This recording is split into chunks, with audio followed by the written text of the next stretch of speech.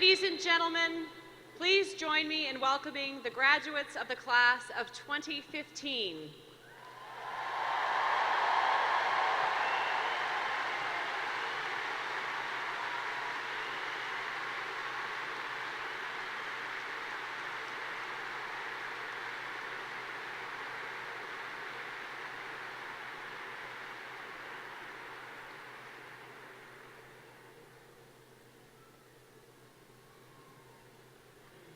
Thy trees within thy halls, dear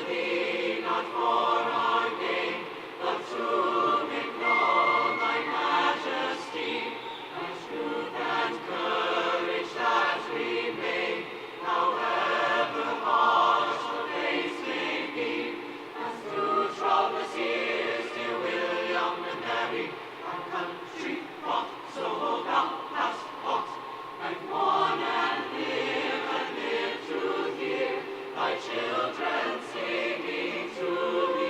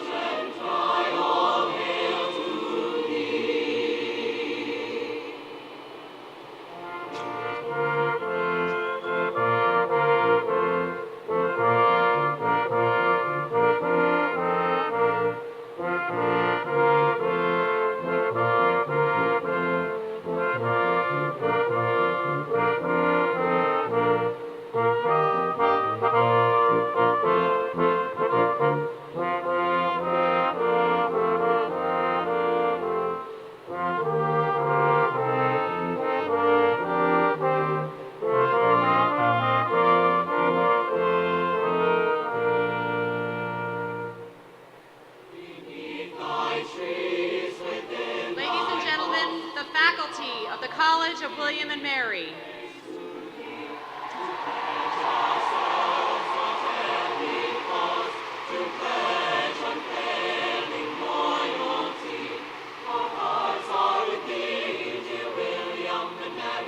However far we stray.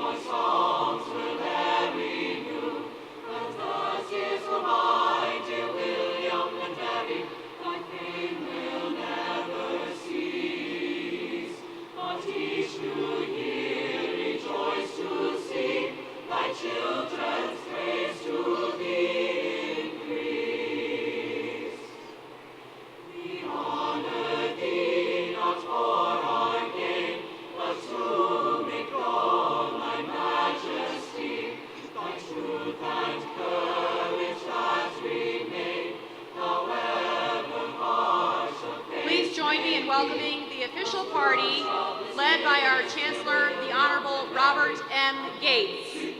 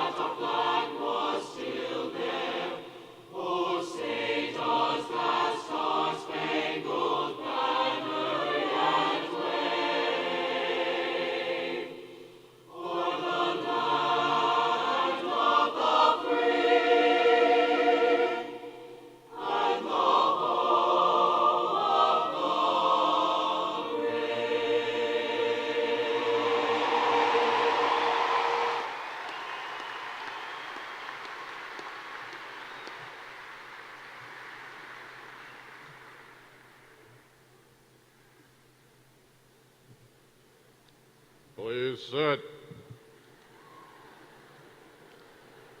Well, graduates, friends, everyone, this is a glorious day. The class of 2015.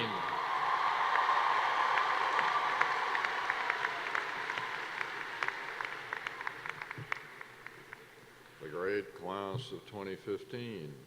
Undergraduate, graduate, professional have completed their studies, and we are gathered to rejoice. So let's get on with the celebration of the William and Mary classes of 2015.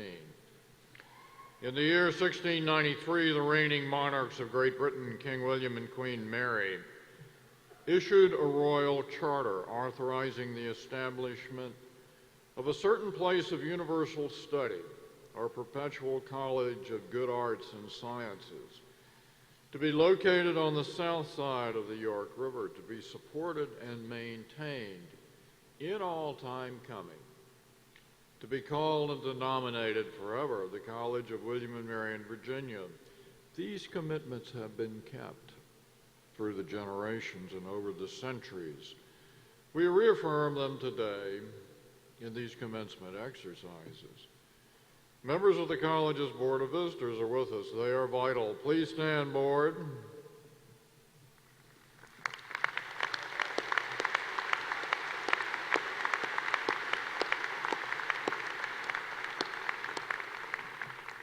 Also with us is a strong cohort of the faculty of William and Mary who have nurtured our graduating students. Faculty, please stand.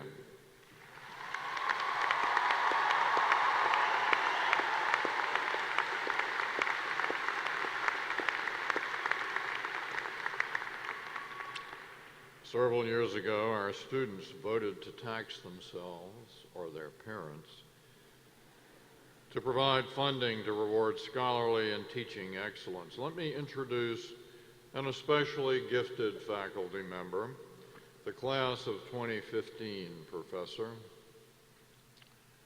Francis Tunglu Aguas. Francis, please stand.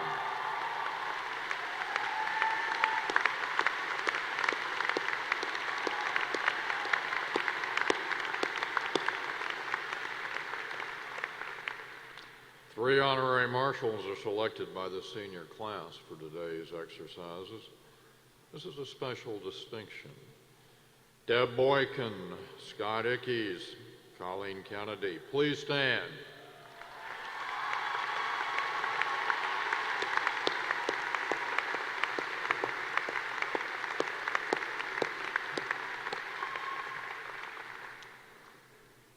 We're delighted to recognize 5 people who became honorary alumni and alumni of William and Mary yesterday. Honorary alumni and alumni are people who did not actually attend William and Mary, but have since developed great affection for the college and support it in myriad ways. 2 of this year's class, Mark Schenkman and Catherine Ring, couldn't be here today, but 3 are. Frank Schatz, Eileen Glenn, and Tom Rideout. Please stand.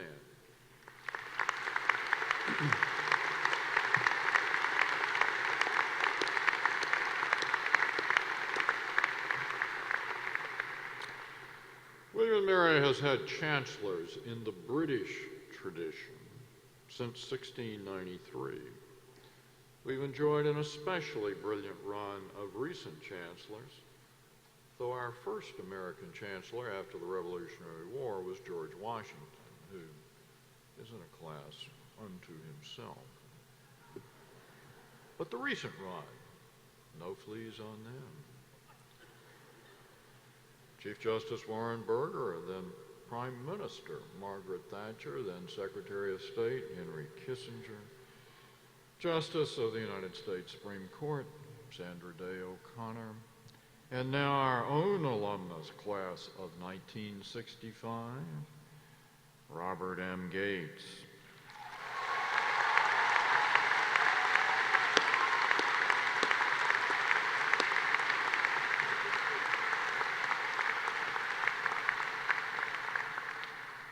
Bob Gates, as we all know, is the former head of both the CIA and the Defense Department. He was Secretary of Defense for 2 very different presidents of very different political parties, which is simply a testament to his extraordinary capacity. Bob's career in the service of our country has been literally the stuff of legend. Chancellor Gates, come speak.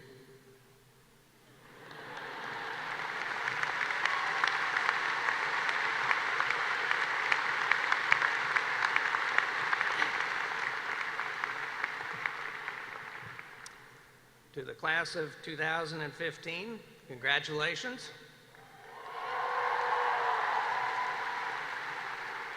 You've made it through one of the most rigorous educations in the world and earned a mark of distinction that will serve you well for the rest of your lives, a William and Mary degree. Well done.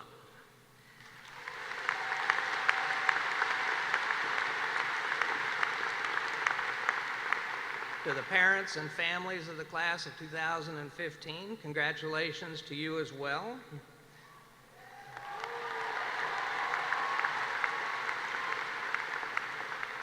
You have much of which to be proud and much to celebrate.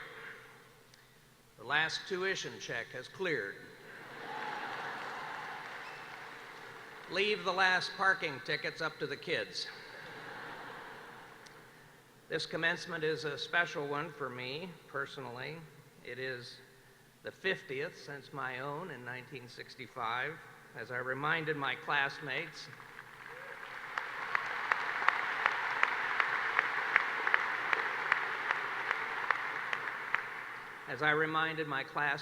the Wren building looks as good as ever. We, on the other hand, do not. William and Mary mixes no words about the passage of time. You vibrant graduates are entering the young guard. My classmates and I were just ushered into the old guard. But William and Mary does have a deep appreciation for people and things with a few years under their belts. As I ponder the university you graduate from today in comparison with my own experience, I'm struck more by the similarities than the differences, though there are certainly plenty of those. What remains at the very core of a William and Mary education is the powerful notion that each of us should find ways to serve the greater good.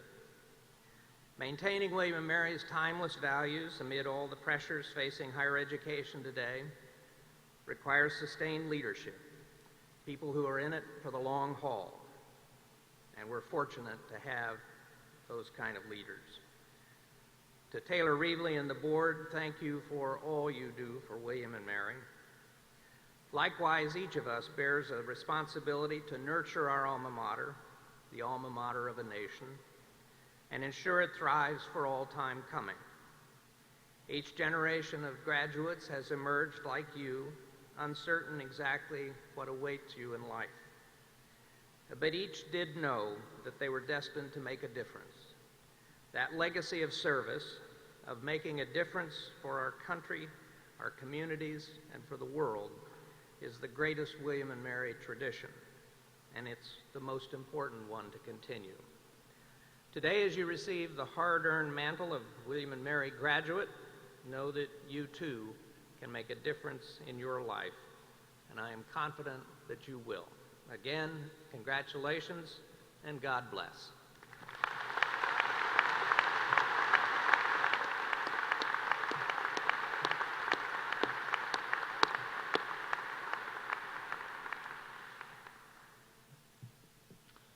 Since 1756, when Benjamin Franklin was awarded an Honorary Master of Arts by William and Mary, we have recognized lives of powerful accomplishment through the conferral of honorary degrees. We add an eminently worthy member to that roster today, an account of her remarkable, truly splendid life and career appear on page 6 of the commencement program.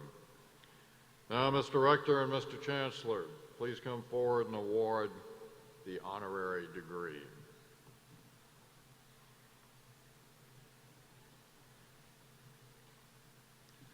Before we award the honorary degree, I just want to say on behalf of the Board of Visitors to the class of 2015, congratulations, well done. We are very, very proud of you. Would Dr. Condoleezza Rice please join us?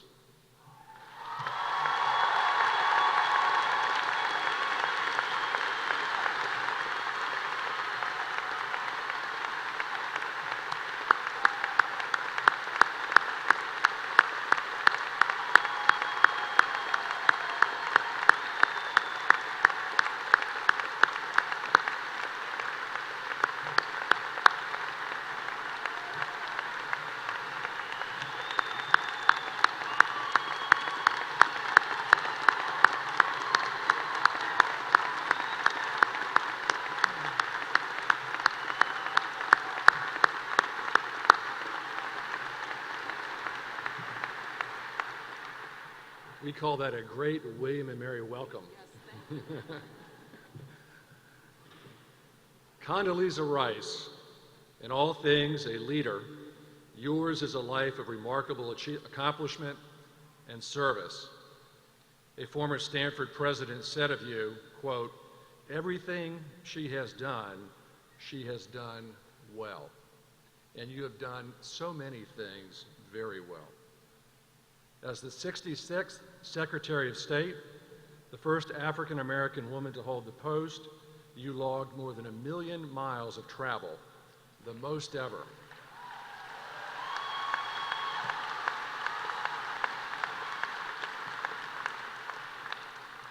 And established records for the most diplomatic trips in a single year, as well as the most days engaged in diplomacy overseas during a 4-year term.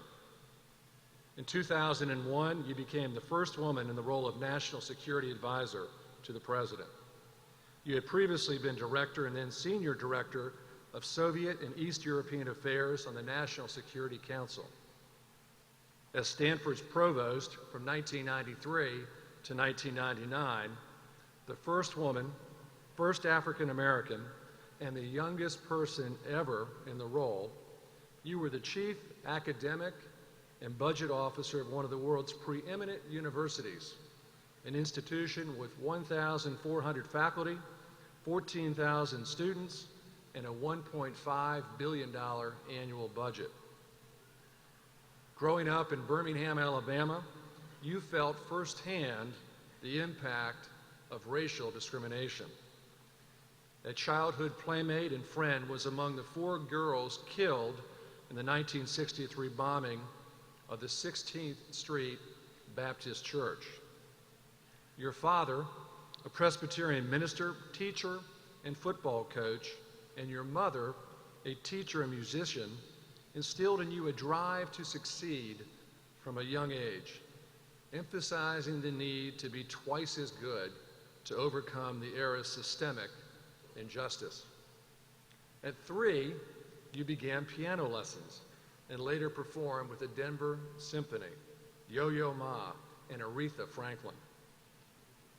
After graduating Phi Beta Kappa at 19 from the University of Denver, you went on to earn a master's degree from Notre Dame, then returned to Denver and completed your doctorate at the age of 26.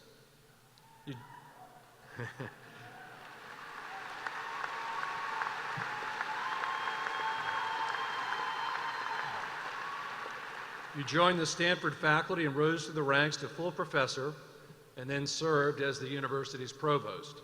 Along the way, you won 2 of Stanford's highest teaching honors and produced significant scholarship. After your time as Secretary of State, you returned to the Stanford faculty, published 2 best-selling books, co-founded Rice Hadley Gates, an international strategic consulting firm, and continued your involvement with a number of philanthropic and corporate boards.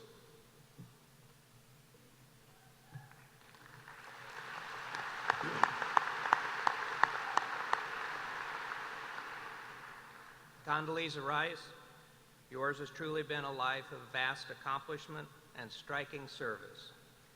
William and Mary is proud to honor you. By virtue of the authority vested in me by the Board of Visitors and the ancient royal charter of the College of William and Mary in Virginia, I hereby confer upon you the degree of Doctor of Public Service, honoris causa.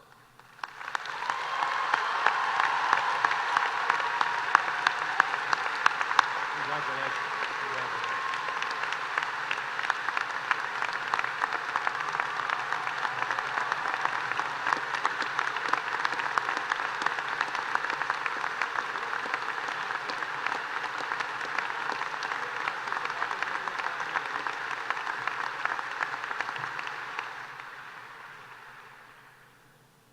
Asserting the massive authority that accrues to me as Chancellor,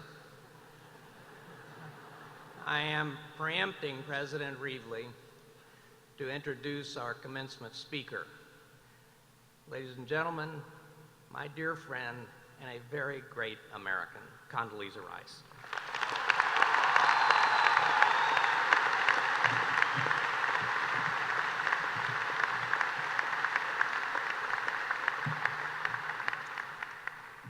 Thank you very, very much for that tremendous welcome and for this tremendous honor. It's quite something to be named in the same breath with Benjamin Franklin. And indeed, I was the 66th Secretary of State of the United States. The first, of course, was an alumnus of William and Mary Thomas Jefferson.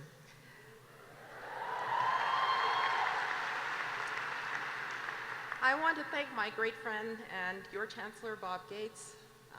I want to thank you too, Bob, for your life of exemplary service to our country.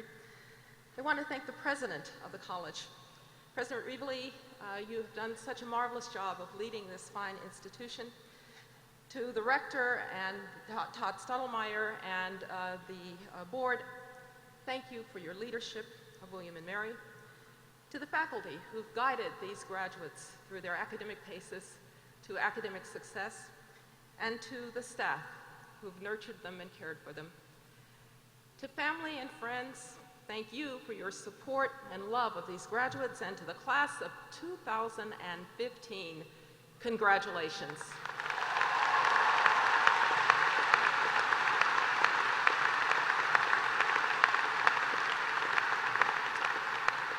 Now, it's great to be here in Tribe Country. As an academic, I'm pleased to be here because this is such a respected place of learning, and it's had such an important role in our history of our country. As a Southerner, it's nice to be a little closer to my roots.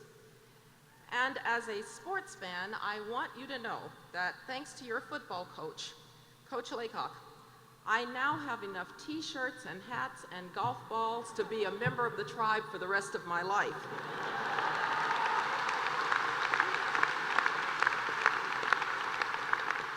It's been many years since my own undergraduate commencement at the University of Denver. I remember almost everything about it. I remember how proud my parents were. I remember the closeness I felt to my classmates and my friends. I remember the thrill of achieving my academic goal. I do not, however, remember a single word that the commencement speaker said that day, and you won't either, and I promise not to take it personally. On this day, you can be forgiven for feeling a little restless and a little proud. You will have lasting memories of this place, the holiday celebrations at the Yule log ceremony, and your professors trying to outdo each other in the raft debates. And even I will remember the joy on your faces as I joined you last night for the candlelight ceremony.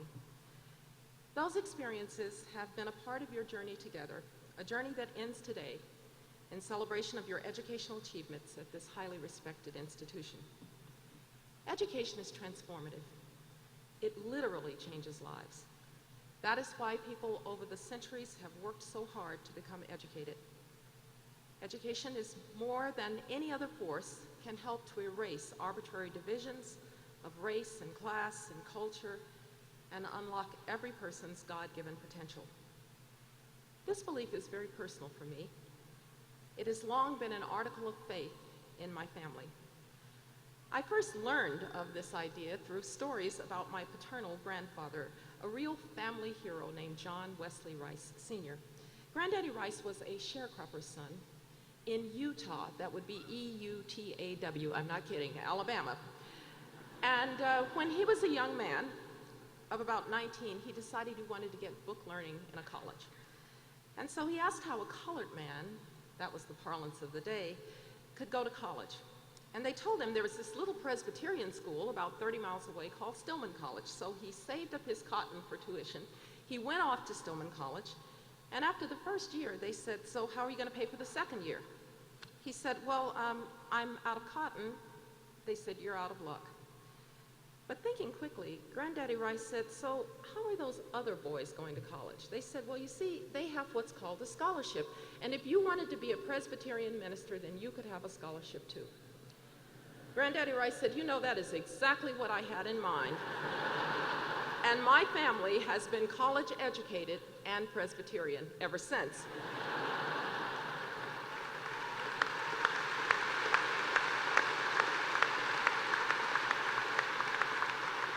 But you know, John Wesley Rice Sr. was on to something. He knew that that education was going to allow him to become someone that he otherwise might never have even imagined. And he knew that it would resonate for generations of Rices to come. And indeed, My father would go on to become not just college educated, but advanced degreed, and he would be an administrator at the University of Denver and a Presbyterian minister. And his sister, my Aunt Teresa, would go to the University of Wisconsin in 1952. She would get a PhD in Victorian literature and write books on Dickens. You think what I do is weird for a black person? She wrote books on Dickens.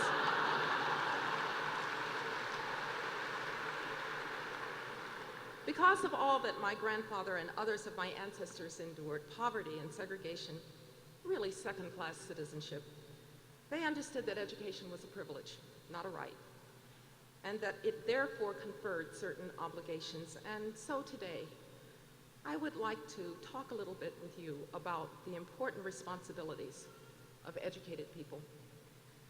The first responsibility is really one that you have to yourself, the responsibility to find something that you're passionate about and follow it.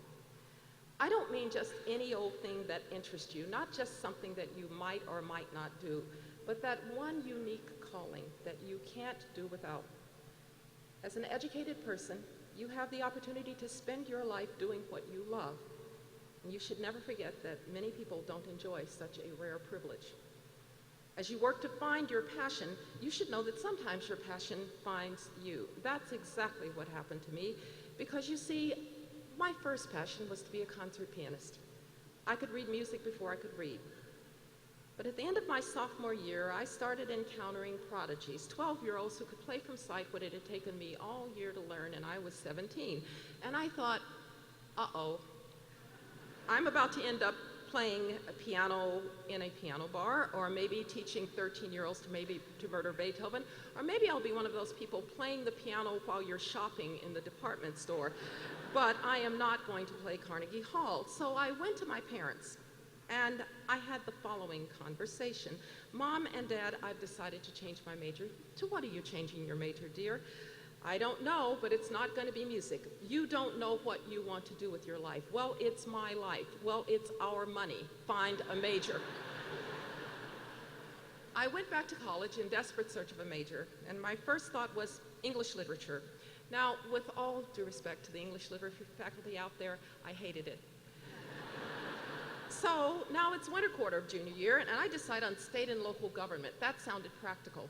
And my project was to interview the city water manager of Denver, the single most boring man that I have met to this day. And I thought, well, that's not it either.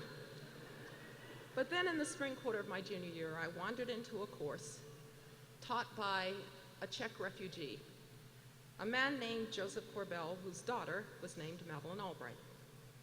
With that one class, I was hooked. I discovered that my passion was things international, things Russian, and diplomacy. Needless to say, this was not exactly what a young black girl from Birmingham was expected to do in the early 1970s, but it was like finding love. I couldn't explain it, but I knew it was right.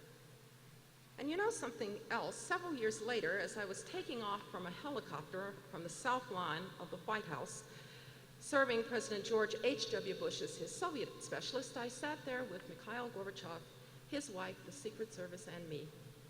And I thought, I am really glad I changed my major.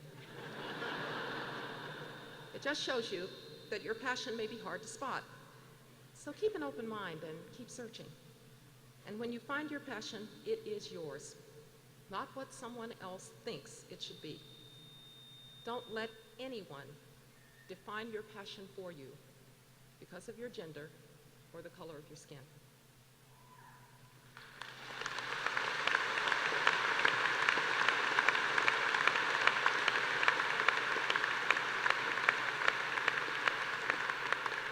The second responsibility of an educated person is commitment to reason.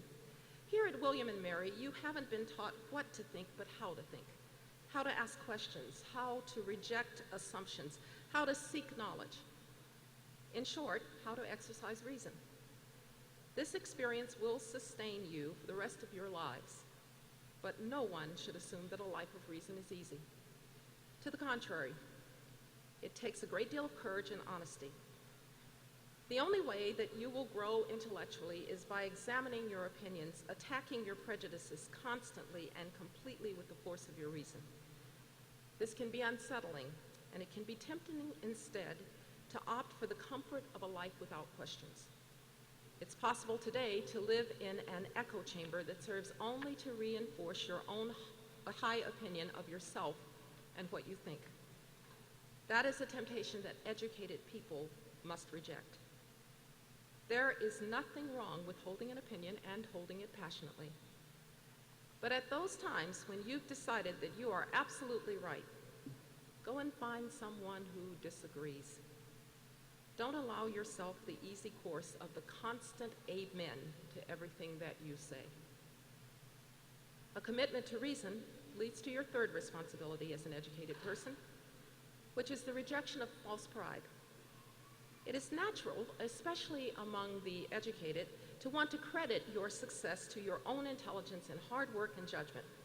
And it is true, of course, that all of you sitting here today are here because you do, in fact, possess those qualities. But it is also true that merit alone did not get you to this day. There are many people in this country who are just as intelligent, just as hardworking, just as deserving of success as you are. But for whatever reason, maybe a broken home, maybe poverty, maybe just bad luck, they did not enjoy the opportunities that you've had at William and Mary. Don't ever forget that. From this day on, promise to live your life humbly. The fourth responsibility of an educated person is to be optimistic. Too often, cynicism can be the fellow traveler of learning, and I surely understand why. History is full of much cruelty and suffering and darkness, and it can sometimes be hard to believe that a brighter future is indeed dawning. But for all our past failings, for all of our current problems, more people now enjoy lives of hope and opportunity than at any other time in human history. This progress has been because of the concerted effort not of cynics, but of visionaries and optimists and idealists who dealt with our world as it was, but never lost sight of the world as it should be. Here in America, our own ideals of freedom and equality have been born through generations by optimists. There was a day in my own lifetime when the hope of liberty and justice for all seemed quite impossible. But because individuals kept faith with the ideal of equality, we see a different America today. You're headed into a world where optimists are too often told to keep their ideals to themselves. Don't do it. Believe in the possibility of human progress and act to advance it. Now, what do I mean by human progress? I believe that all human beings share certain fundamental aspirations. They want protections for their lives and their liberties. They want to think freely and to worship as they wish. They want opportunities to educate their children, both boys and girls. And they want to be ruled by the consent of the governed, not by the coercion of the state. And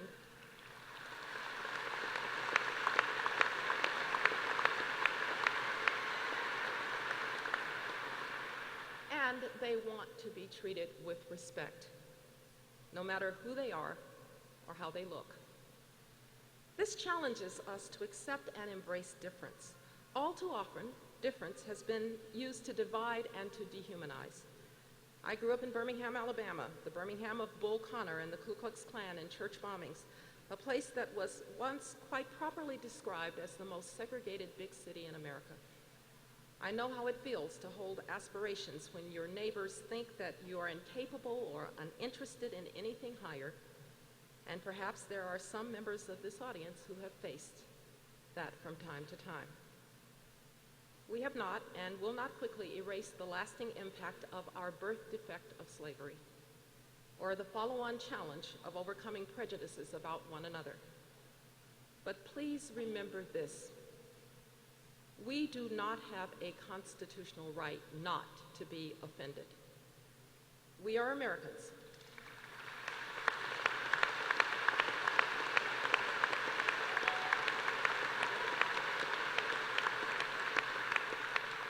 We are Americans, and I believe that we are a fundamentally decent people. And in every decent society, whether here or abroad, we should seek not to offend, but we will help our cause if we also resolve to be slow in taking offense. It is a great act of kindness to give someone else the benefit of the doubt.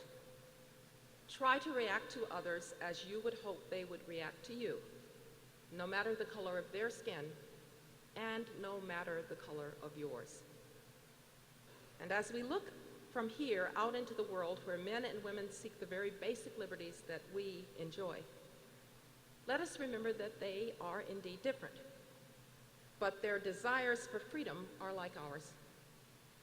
In my professional life, I've listened with disbelief when people say that the men and women of Asia or Africa or Latin America or now the Middle East are not drawn to the dignity that liberty bestows. Maybe some say they're just not ready, they're too tribal or too poor or too religious. Do not patronize them in this way. It is your responsibility as educated people to help close the gaps of justice and opportunity, and yes, the gaps of freedom that still exist beyond our shores, just as you must do here at home.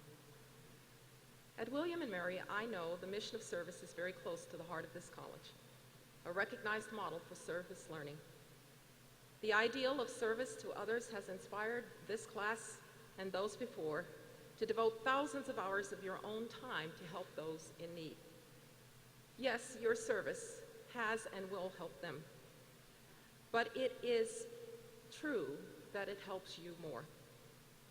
Because when you encounter those who are less fortunate, you cannot possibly give way to grievance. Why do I not have? Or its twin brother, entitlement. Why don't they give me? In fact, you will ask, why have I been given so much? And from that spirit, you will join the legions of optimists and idealists who are working toward a better human future. What better place to draw on that spirit than here in colonial Williamsburg, where a college educated impatient patriots like Thomas Jefferson and John Marshall, who then went forth to build a new nation based on equality and justice and rule of law. Their political institutions did not always live up to the grand aspirations expressed in their great documents. They and their endeavors were imperfect, as are all human beings. They stumbled, sometimes they fell, but they kept going. And they left a legacy that allowed future generations, descendants of the free and descendants of slaves, to pick up the torch and walk toward the goal of making we the people a more inclusive concept. You now leave that very college, William & Mary, to join the ranks of the world's most privileged community, the community of the educated. It is a club that you may never quit and from which you can never be expelled. But remember that it does confer responsibilities. So as you leave, I ask you to bear a few things in mind. Be passionate about what you choose to do in life. Use your powers of reason. Cultivate humility. Remain optimistic and always tries to serve others and the goals of freedom and justice. Capture this moment forever in your mind's eye. The day when you and your parents and your family and your friends came to this place to celebrate a new beginning. And affirm on this day that as you leave this place, you will always remember why you came. May God speed you on your way today and for the rest of your lives. Thank you.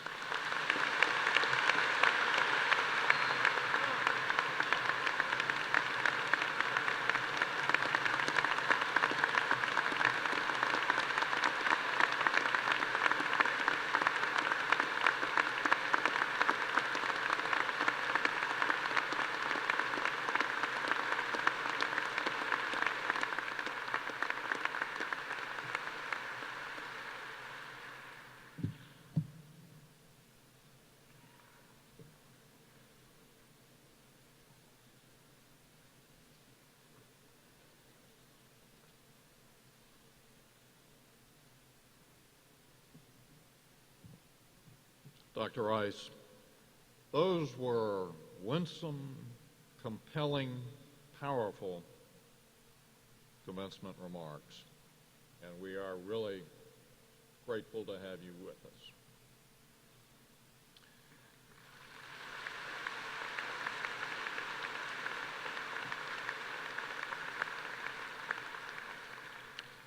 And now the William and Mary Choir, under the direction of Jamie Armstrong.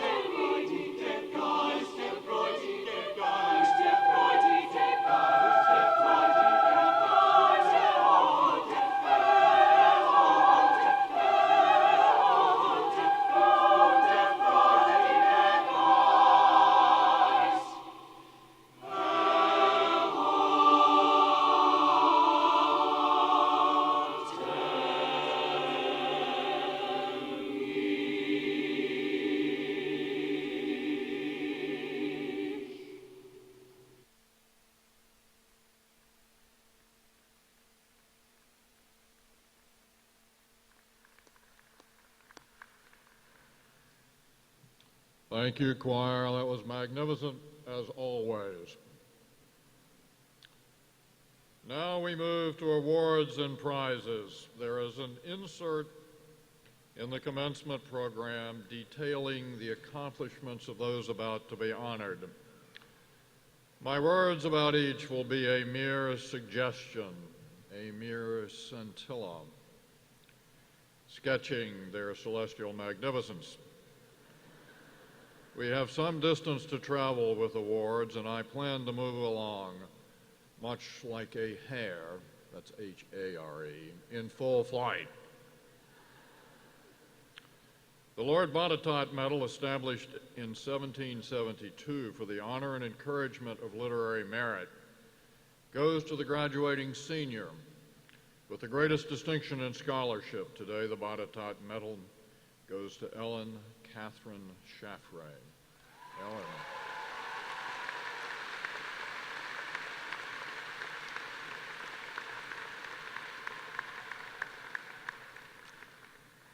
Ellen, you graduate today, heading to medical school as a member of Phi Beta Kappa, a kinesiology major, and chemistry minor with a striking 3.997 GPA.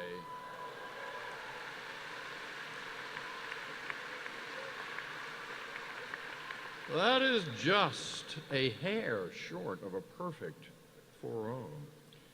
Your research has led to publications in leading scientific journals and to academic presentations.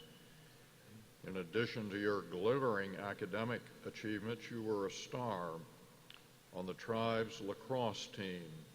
Ellen, well done.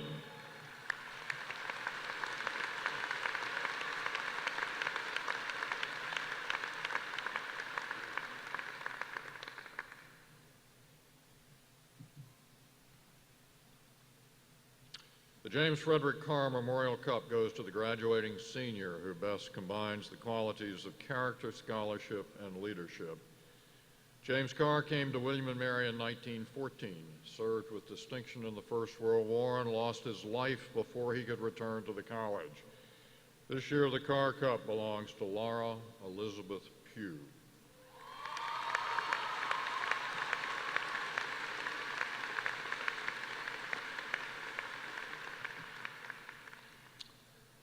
Laura is a double major in biology and public health. You have combined your academic prowess with a commitment to service. Spending 2 summers in Uganda, you researched water access and childhood illness, drawing connections between the two and presenting your findings at national conferences. You have served the campus community as a tutor, a teaching assistant, and a tribe adventure leader. You graduate with membership in Phi Beta Kappa and Omicron Delta Kappa. Well done, Laura. Now, Laura.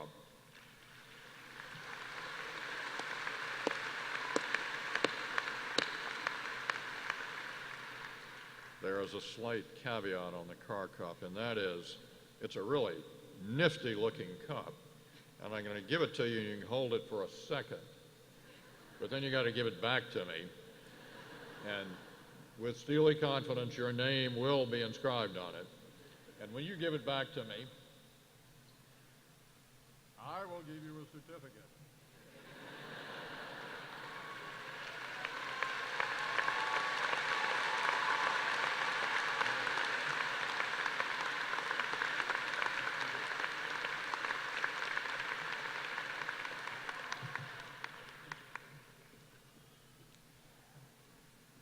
Every year I get steely instructions, get the Carr Cup back. The 21st Chancellor of the college was Margaret the Lady Thatcher. An award in her name goes to a graduate or professional student of outstanding scholarship, service, and character. This year's Thatcher recipient, Jonathan Stephen Lefjack.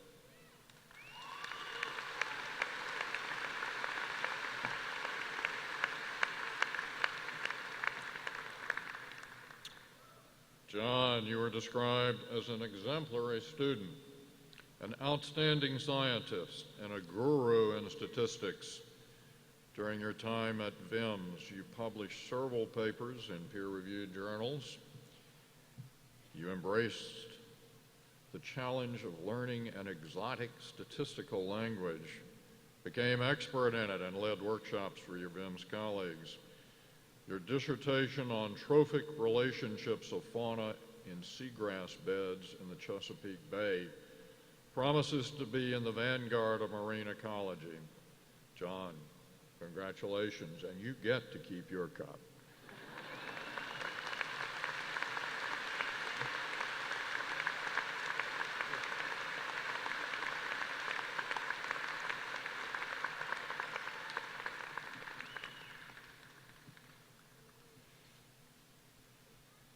In memory of Algernon Sidney Sullivan, the New York Southern Society recognizes 2 students in the graduating class and 1 other person with close ties to the college, recognized for heart, mind, and helpfulness to others. The student winners of this year's Sullivan Awards are Hannah Sophia Cohn and Andrew Alden Wilkie.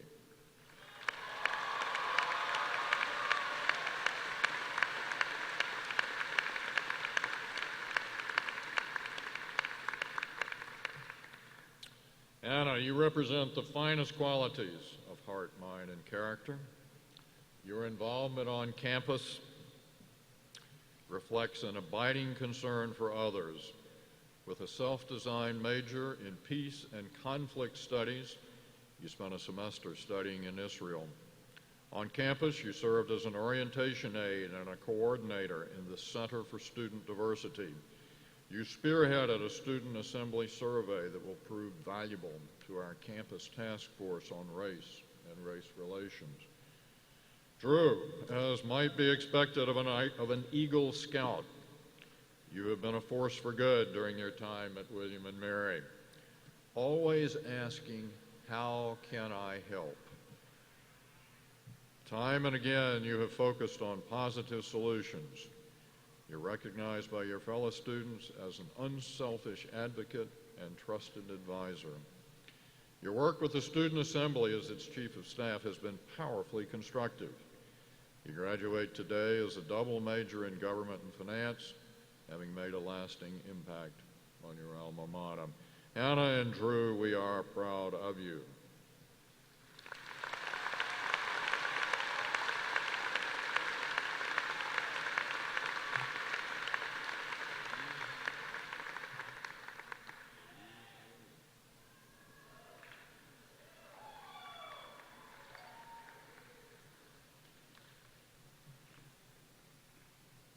The third recipient of the Sullivan Award this year is Steve Tewksbury.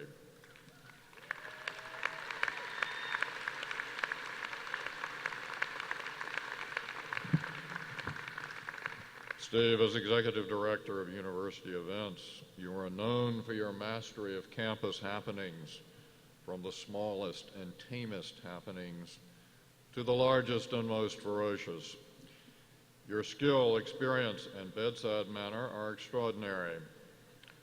Despite the depredations of the weather gods, logistics, schedule changes, you remain cheerful, unflappable, and able to deliver the goods on time, right side up. To quote one of your admirers, Steve is intensely dedicated and hardworking. He's committed to excellence. Steve.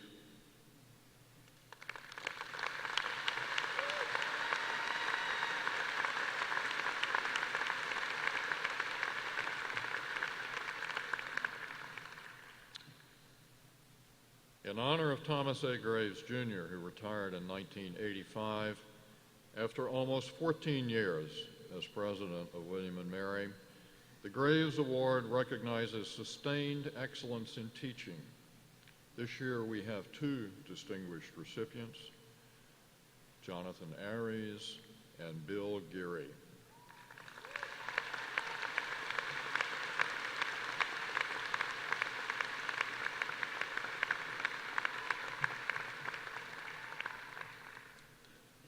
Professor Aries, you are a scholar of foreign language education, a leader in service learning, and in the words of a colleague, a pedagogical frontiersman, pioneering new learning initiatives beyond the traditional classroom. For over 15 years, you've trained students in medical translation, placing them as interpreters in clinics that serve Spanish-speaking migrant workers. Your students have taught in elementary classrooms in Nicaragua and studied issues of immigration and human rights at the U.S.-Mexican border. A former student has said of you, Professor Aries has inspired us to work for the betterment of the world and society. Professor Geary, you're an exceptional teacher and an advisor who has made major contributions to the development, evolution, and delivery of the curricular and programs in the Mason School of Business. Your extensive involvement in healthcare has led to national recognition and to awards for your work in physician leadership. You've established new study abroad opportunities for undergraduates. Your students, both undergraduates and graduates, wax eloquent about the splendor of your teaching and mentoring. Professors Aries and Geary, William & Mary is proud to honor you with the Graves Award for Teaching Excellence.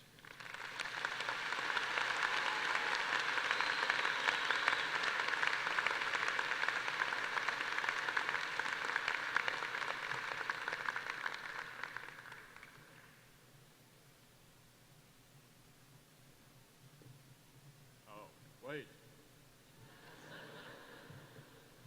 You get plaques.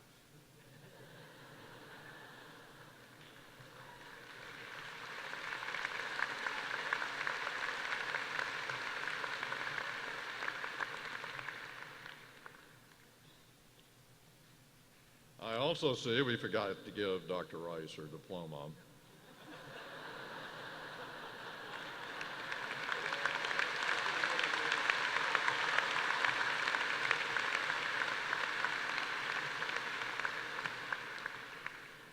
Annually, an endowment from Charles and Ann Duke supports an award to an outstanding staff member in memory of Mr. Duke's parents who served William and Mary wonderfully and sacrificially for many, many years.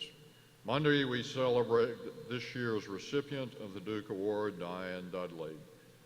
We salute Diane in absentiam. There is a very frisky competition to pick the student speaker at commencement. The winner this year is Anurag Senshama.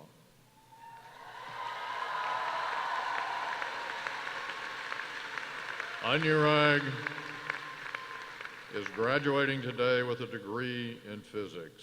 Come dazzle us.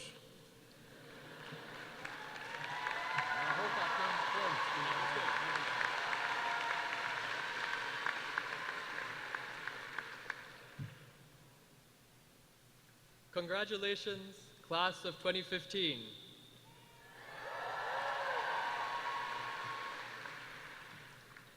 We come together today to commemorate an important milestone in our lives. For the first time, many of you will hear me string more than 2 sentences together without slipping a pun somewhere in between. Pun believable, I know. That was 3 sentences, we're still okay. All right. In other news, we're graduating. One more degree of separation removed between us and the real world. And as we prepare to cross this threshold, I'd like to take a few moments to reflect on the path we've taken to get here. We have had the privilege of attending a university with many treasured traditions and values, from its liberal arts education to the camaraderie encapsulated in the slogan, "One tribe, one family." We've learned how to effectively manage our workloads while effectively mismanaging our time. We've learned how to hit tennis balls into buckets while wearing funny costumes, and we've picked up a little something about our majors along the way. However we choose to prioritize the things that we've learned, I think it's safe to say that all of us have had the goal of leaving this university a little bit smarter than we were coming in.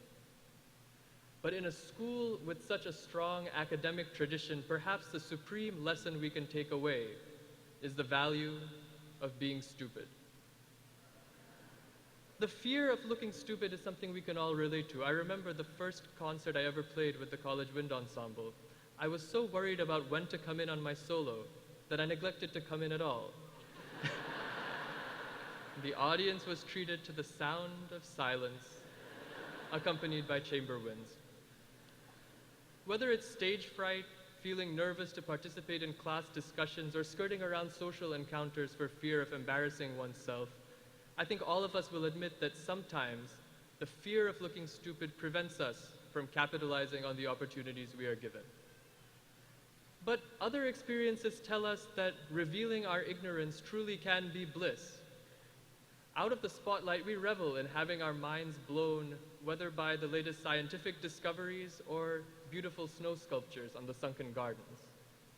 When the pressure's not on us to perform and provide results, confronting ourselves with what we don't know or accomplishments that seem beyond our abilities, this becomes invigorating rather than paralyzing. Why relegate this to the times when we're anonymous? Why not proudly harness our stupidity and turn it into something creative? Now, as I extol the virtues of stupidity, I'm not talking about willful ignorance or intellectual laziness. I'm talking about a comfort with, and indeed a searching for, uncertainty. The ability to reach for a state where you are perpetually unsure and yet absolutely certain that solutions lie within your grasp. This is no easy task. To be intelligently stupid requires a great deal of thought. We must strive not only to answer questions, but to question answers, and recognize that new insights which don't bring to light new questions are really no insight at all. In a world besieged by violence, threatened with a changing climate, and faced with so many social inequalities and divisions, we are all stupid, whether we like it or not. It's daunting to come up with solutions to problems like these, and all too easy to think that because we don't understand them, they are somehow an immutable part of our reality. The question is whether we can treat the gaps in our understanding as opportunities for growth, rather than weaknesses to be shamefully ignored. With the spotlight on us, will we play our solos? Will we engage those conversations? Will we raise our hands and risk being wrong? And when we're right, can we go further? Can we actively search for the situations which turn up anew the fertile soil of our ignorance? If we remain content to reap the fruits of past success, we forfeit the opportunity to plant seeds for the future. It is only by facing the frustration and the cluelessness that comes with trying something new that our biggest problems can be solved, because more often than not, it's the questions that stump us that most need to be answered. Ultimately, being stupid is a communal endeavor. To truly enjoy our stupidity, we need friendships. We need the depth and honesty of friendship that makes, this is something you can work on. Here's something you might want to think about.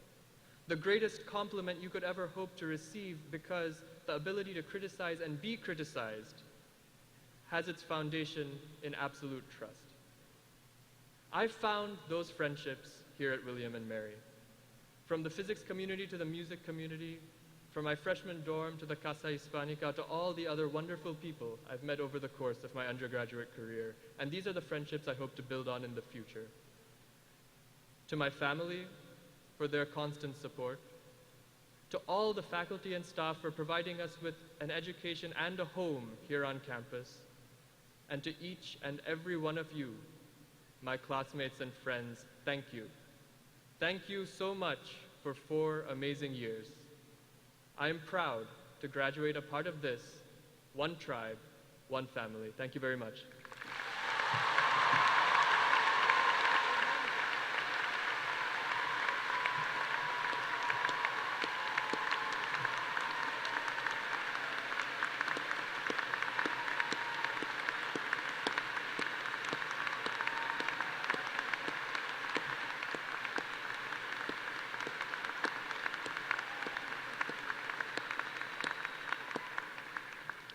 That was quite wonderful. All right, everybody, at last, the time has come to confer degrees.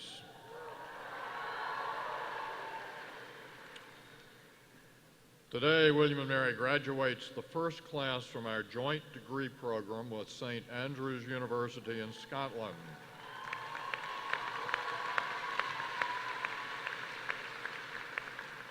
Today, graduates of this program will receive a William & Mary degree. In June, they will receive a St. Andrews degree. Thus, they will become full-fledged, card-carrying alumni and alumni of both universities. 2 of these students designed an elegant coat of arms for the joint degree, since blessed by Scotland's Guardian of Heraldry. Take a look at page 8 of your program, and you will see it. Graduates of the joint degree program with St. Andrews, please stand.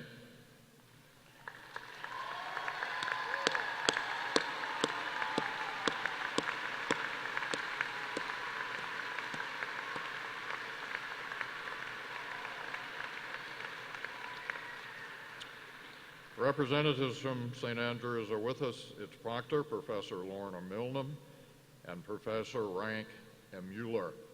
Right, Mr.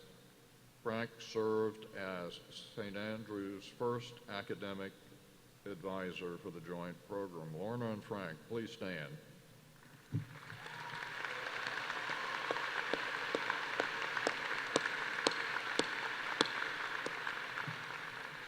Election to membership in academic honor societies at William & Mary is not a mission for the faint of heart. It's a major feat. Please stand if you've been inducted into Phi Beta Kappa, Order of the Coif. Beta Gamma Sigma, or Kappa Delta Phi?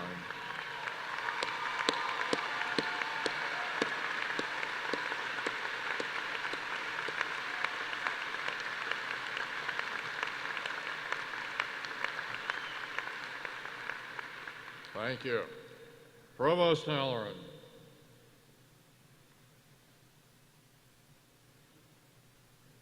First, to the graduates, congratulations. We will begin with the conferral of doctoral degrees. Will all candidates for doctoral degrees please rise and approach the stage? Kate Conley, Dean of the Faculty of Arts and Sciences, will present the degree of Doctor of Philosophy in Arts and Sciences. There are 33 doctoral degrees being awarded in arts and sciences. 24 of the candidates are able to be with us today. Candidates for the degree of Doctor of Philosophy in Arts and Sciences, please come forward. Leo Aliaga.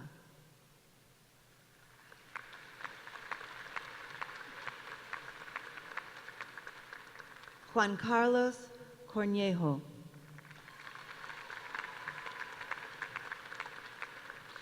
Melissa Ann Cummings.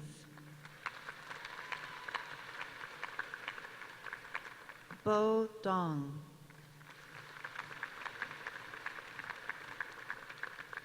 Michael J. Gaines.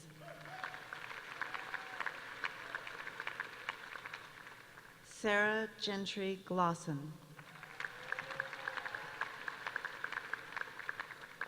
Stephanie Hasselbacher. Maria Alexandria Kane. Julia Kaziewicz.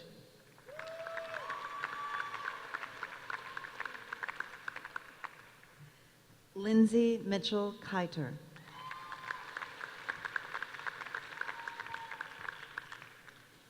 Aaron Michael Cole. Lucy Kirova.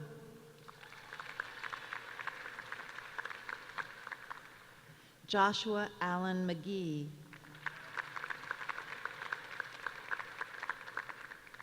Sarah McLennan. Emily Wren Moore.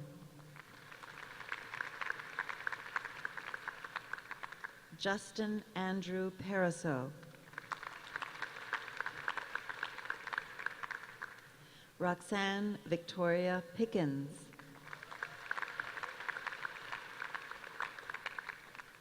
Kevin Charles Valiant.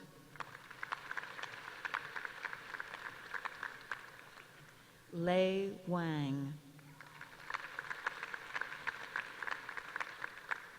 Xiao Wang. Christian Wilbers. Yifan Zhang. Ming Zhou.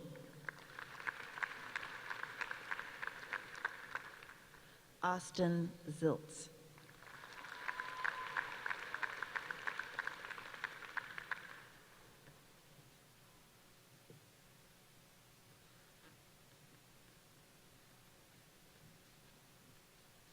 John T. Wells, Dean of the School of Marine Science, will present the candidates for the degree of Doctor of Philosophy in Marine Science. There are 7 doctoral degrees being awarded in marine science. All 7 of the candidates are with us today. Candidates for the degree of Doctor of Philosophy in Marine Science, please come forward. Allison Marie Colden.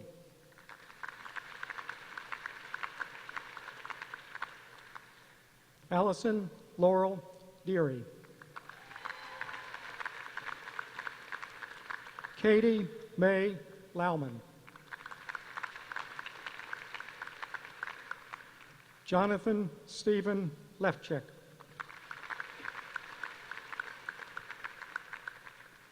Jessica Ann Lisa.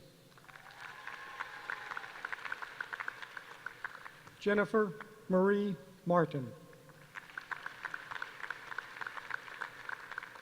Ryan Schlesser.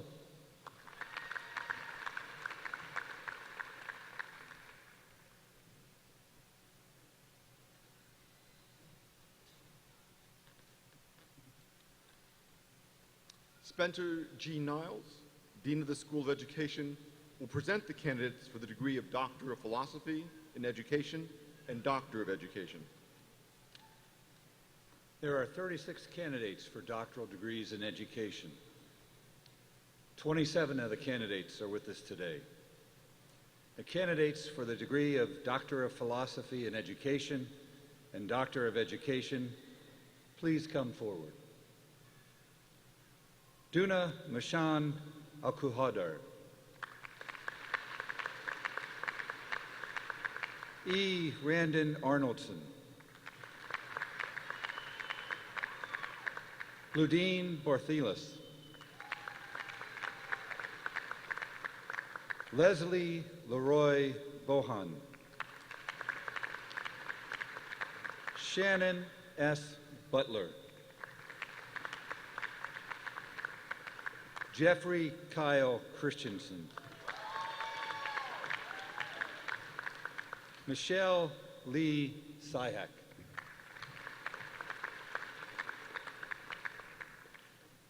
Ann Himberger, Colorado. Carla A. Costello. Benjamin Niju Juking.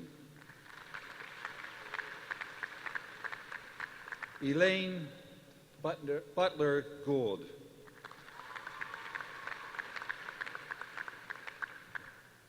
Sean Michael Hevel.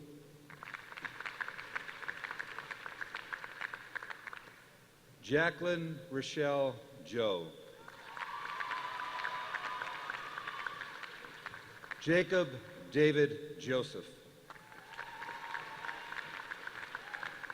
Timina Kawaja. Michelle Heather Kissinger. Maria Terrace Grug. Elizabeth Ashley Schuler Lee.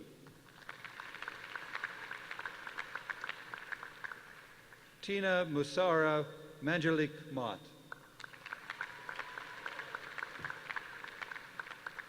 Claire Patricia Merlin. Robin Elizabeth Moore. Philip Pugh Jr. Stephen Mark Sykes. Marcia Claytor Strange. Kendra Sermitis. Sandy Crump Turnage. Jingzhu Zhang.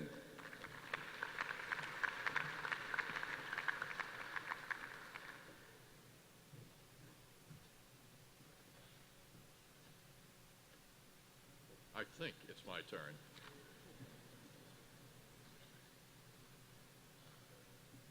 Will the candidates for the degrees of Doctor of Philosophy and Doctor of Education please stand?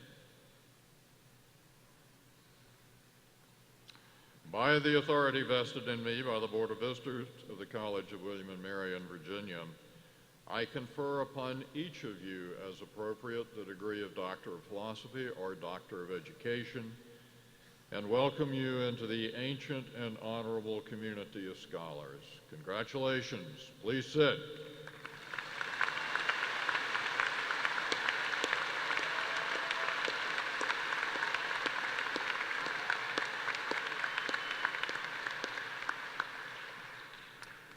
Davison M. Douglas, Dean of the Law School, will present the candidates for the degrees of Master of Laws and Doctor of Jurisprudence. From the nation's oldest law school, There are 37 candidates for the degree of Master of Laws and 179 candidates for the degree of Doctor of Jurisprudence. Those who are present here today, please stand.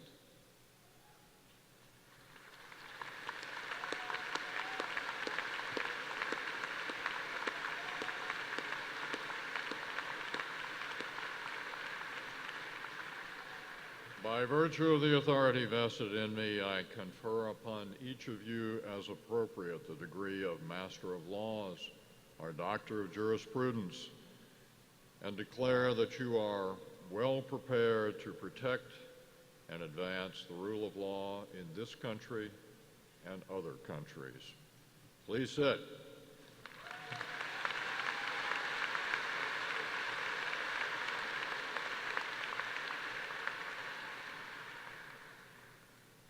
Dean Connolly will present the candidates for the degree of Master of Science, Master of Arts and Science of Public Policy.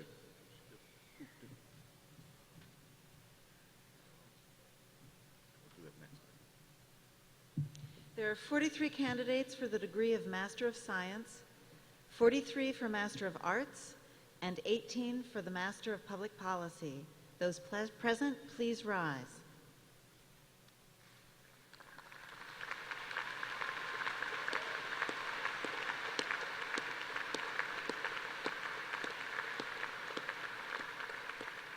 By virtue of the authority vested in me, I confer upon each of you as appropriate the degree of Master of Science, Master of Arts, or Master of Public Policy, and declare that you have successfully completed advanced study in your disciplines and are prepared to lead in them. Congratulations.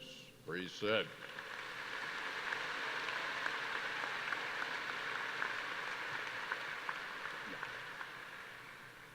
Dean Niles will present the candidates for the Educational Specialist degree and the degrees of Master of Arts in Education and Master of Education. There are 10 candidates for the Educational Specialist degree, 80 for Masters of Arts in Education, and 65 for Master of Education. Those present, please rise.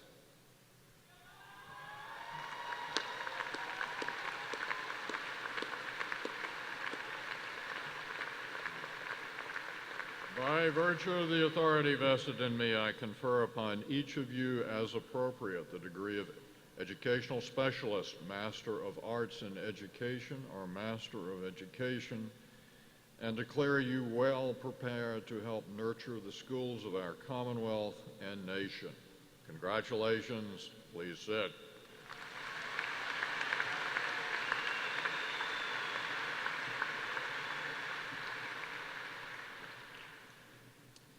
Dean Wells will present the candidates for the degree of Master of Science in Marine Science. There are 13 candidates for the degree of Master of Science in Marine Science. Those present, please rise. Aye, hearty too.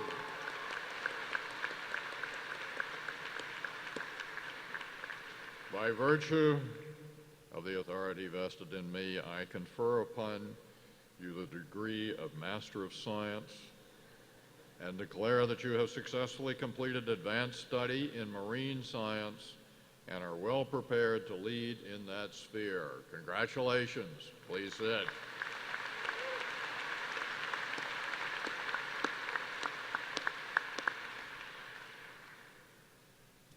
Lawrence B. Pulley, Dean of the Mason School of Business, will present the candidates for the degrees of Master of Business Administration and Master of Accounting.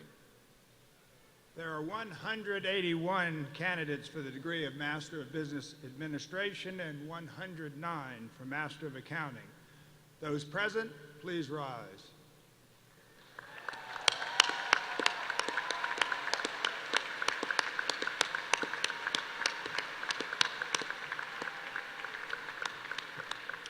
By virtue of the authority vested in me, I confer upon each of you as appropriate the degree of Master of Business Administration or Master of Accounting, and declare that you are well prepared to lead in the spheres of business and finance. Congratulations. Please sit.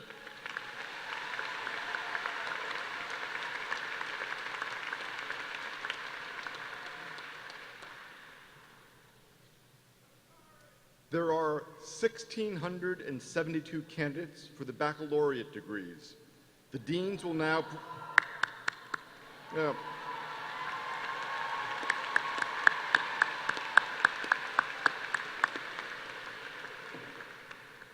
The deans will now present the baccalaureate candidates by field of interest or concentration.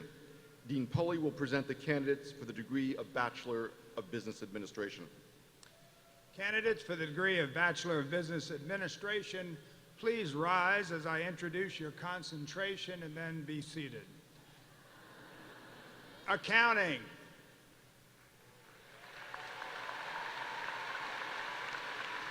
Thank you. Finance. Thank you. Marketing. Thank you. Process management and consulting. Thank you.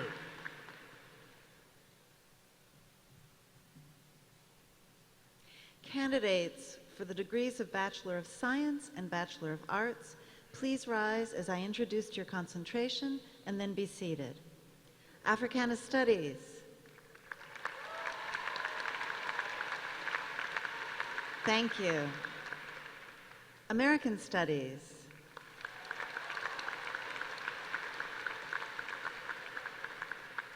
Thank you. Anthropology. Thank you. Art and Art History.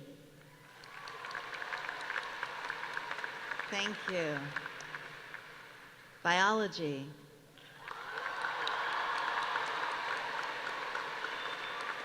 Thank you. Chemistry. Thank you. Classical Studies, including Greek, Latin, and Classical Civilization. Thank you. Computer Science. Thank you. Economics. Thank you. Elementary Education. Thank you. English. Thank you. Gender, Sexuality, and Women's Studies. Thank you. Geology. Thank you. Global Studies, including European Studies, Latin American Studies, Asian and Middle Eastern Studies, and Russian and post-Soviet Studies. Thank you. Government. Thank you. History. Thank you. Interdisciplinary studies, including environmental science and policy, linguistics, literary and cultural studies, film studies, medieval and Renaissance studies, and neuroscience. Thank you. International relations. Thank you. Kinesiology and health sciences. Thank you. Mathematics. Thank you. Modern languages and literatures, including Chinese, French, German, and Hispanic studies. Thank you. Music. Thank you. Philosophy. Thank you. Physics. Thank you. Psychology. Thank you. Public policy. Thank you. Religious studies. Thank you. Sociology. Thank you. Theater, speech, and dance. Thank you.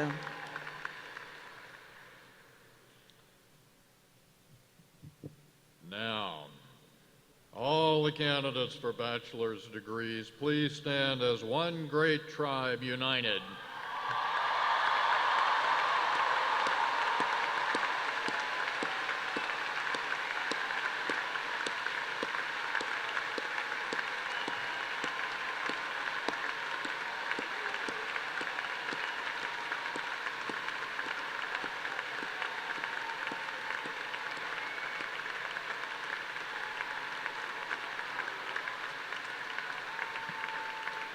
By virtue of the authority vested in me by the Board of Visitors of the College of William and Mary in Virginia, I hereby confer upon each of you as appropriate the degree of Bachelor of Business Administration, Bachelor of Arts, or Bachelor of Science.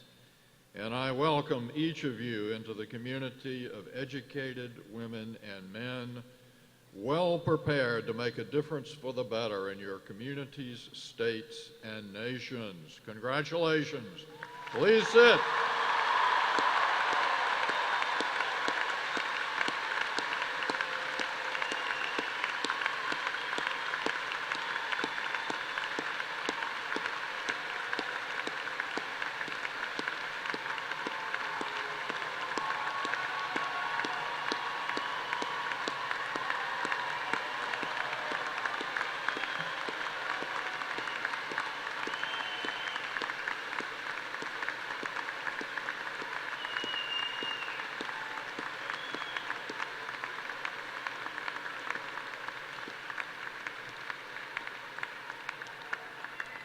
Now, class of 2015, that was a rousing round of congratulations.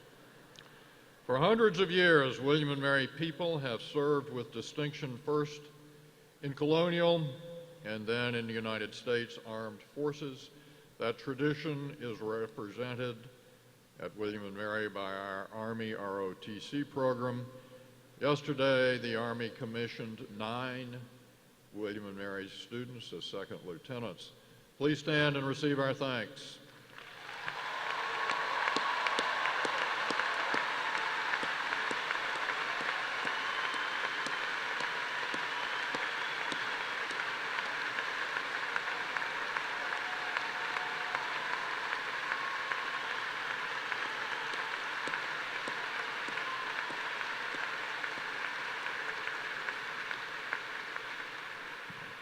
William and Mary has a long tradition of educating public school teachers, kindergarten through grade 12, to serve Virginia and throughout the nation. Please stand if you have received teaching certification. Please stand if you have received teaching certification.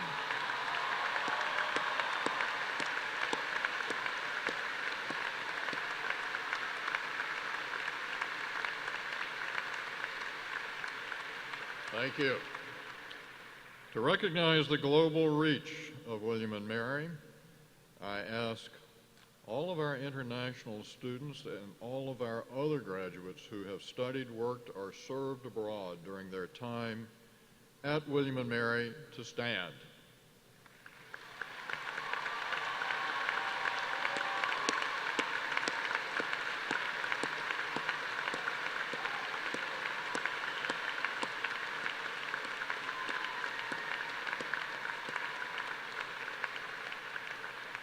Thank you.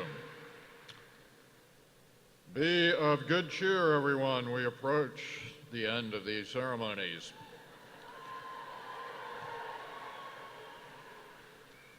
Now, according to the program, the President is supposed to offer wise concluding words. But as I say every year at this point in the commencement proceedings, I feel a bit like the corpse at an Irish wake. You need me to have the party, but you don't expect me to say anything. However, I have the podium. So I am going to mention very quickly the bare bones of three imparting realities that deserve a parting salute. And I realize, William and Mary people, you are already quite familiar with each. First, hard work. There is a strong link, an inescapable link between serious accomplishment and hard work. It usually, almost always, takes a lot of time and effort to produce exceptional results in any area of human endeavor. So, class of 2015, each of us does better when we work hard. Second, purpose. Most of us also do better when we have a reasonably clear sense of purpose or passion, rooted in what matters the most to us, in what we really believe it's worth spending our lives pursuing. Now, often it takes us a while, each of us, to figure out what our purpose is, what our real passion is, to decide what really does matter to us. And to some extent, I think, our understanding of personal purpose will keep evolving over the years as we move along. That's perfectly okay. Just each of us needs to keep thinking about purpose, our purpose, and responding to its call when that call does become clear to us. Third, one indispensable aspect of purpose that's deeply ingrained in the DNA of William and Mary people is doing some good for other people. And it's vital to keep at this, doing some good for other people, even when our efforts are modest. Class of 2015, I've seen a lot during the 50 years since I graduated from college in June 1965. And in my experience, to say again what I just said, it's important for us to be willing to work hard on things that we believe matter. And it's important for each of us to figure out what we do believe truly matters for us and what gives guiding purpose to our lives. And it's important that part of our purpose be to use some of our time and our talent and our resources for the good of our fellow humans. But as I said, you all already know all this. Now, one last thing. Fun is key, too. Fun for its own sake. Pure, unadulterated, AAA fun. So you got my permission to have fun.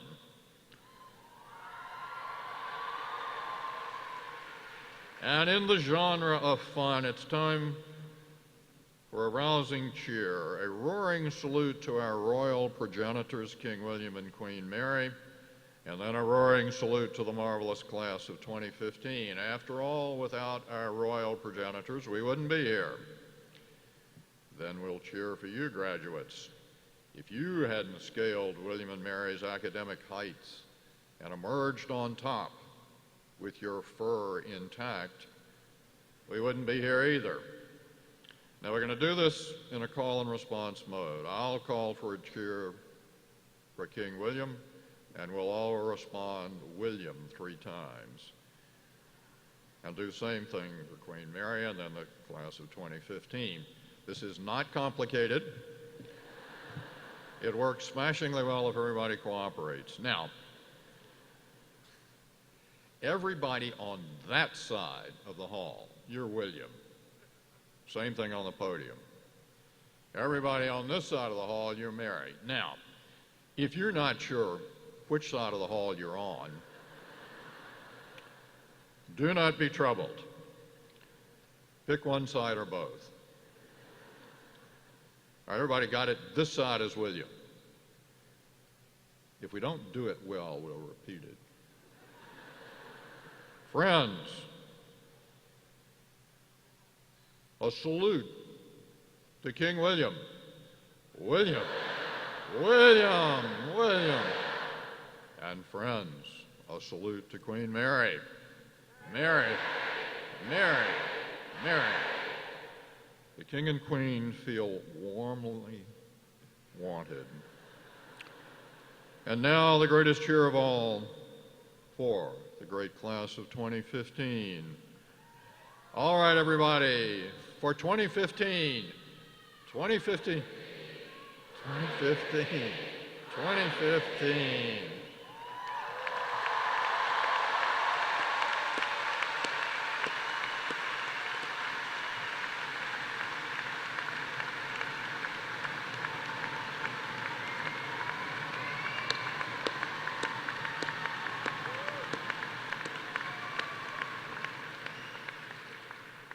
Now we're about to sing the alma mater, and as the song begins, the symbolic chain of class office will pass from Joe Foster, president of the class of 2015,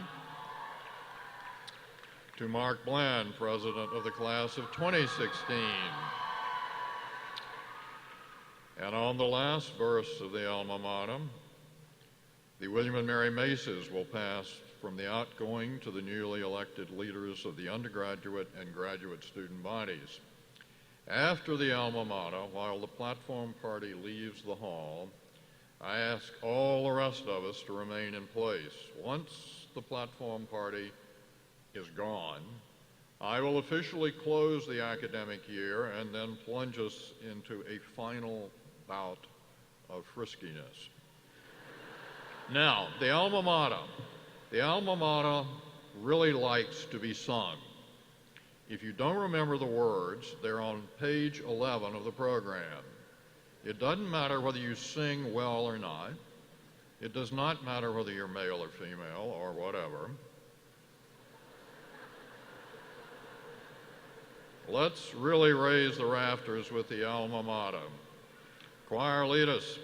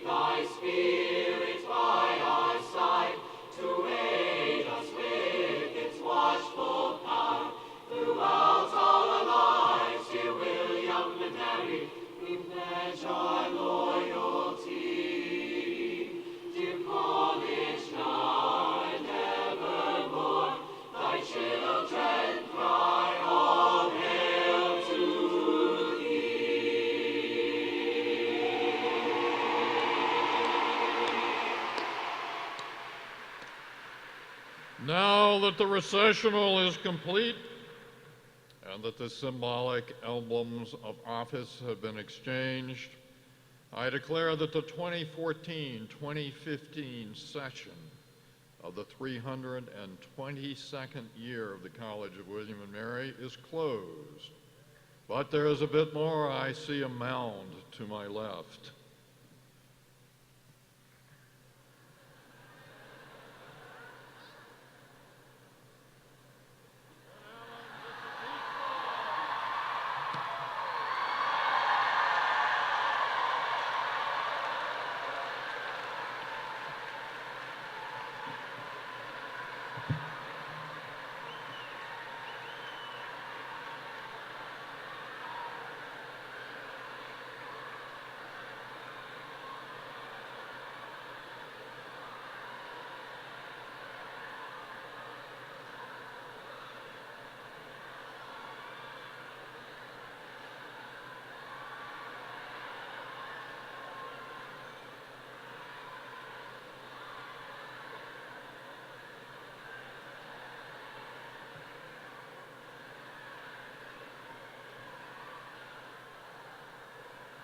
All right, everyone is set free.